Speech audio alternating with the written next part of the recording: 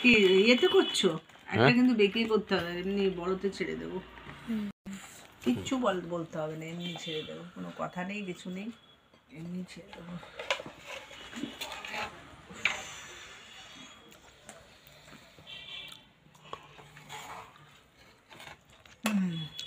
এবার খাই, ভিডিও করা হয়েছে, এবার খাই। ভিডিও হয়ে গেছে।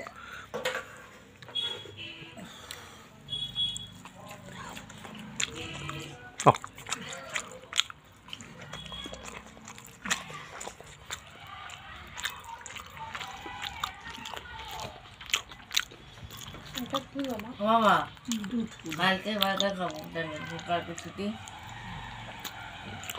বার্গার তুই খাবি।